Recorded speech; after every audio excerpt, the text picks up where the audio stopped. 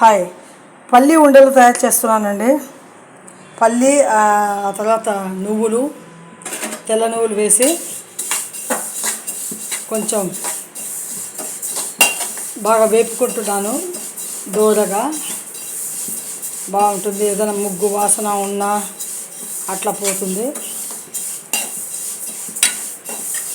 ఇప్పుడు ఇందులో బెల్లం కాగబెట్టి కూడా పాకం పట్టేసి కలిపేస్తాను. బెల్లం పాకం పడుతున్నాను ఈ పల్లి ఉండల కోసం. పల్లి నువ్వులు బెల్లం పాకం పడుతున్నానండి. అవి ఇప్పుడు ఉండలు చేసి వేస్తాను. చూడండి పాకం ఎలా వచ్చిందో, చాలా బాగా మంచిగా పాకం వచ్చింది.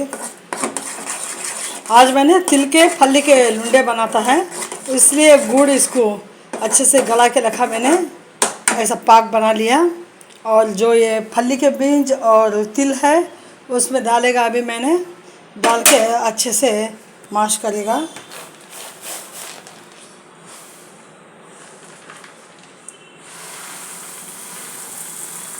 వేసేస్తున్నానండి బాగా. ఇప్పుడు బాగా కదిపెట్టడమే.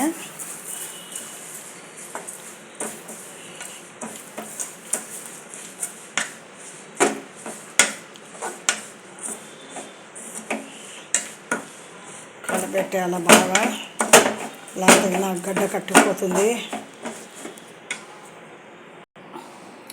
ఈ విధంగా నువ్వులు పల్లీలు ఉండలండి కలిపేసి బాగా ఈ విధంగా మిక్స్ ఇట్లా వేసుకున్నాను. దాంట్లో అంతా కలిపేసి బెల్లం పాకంలో కలిపేసి బాగా ఇట్లా ఉండలు చేసి పెట్టేశాను.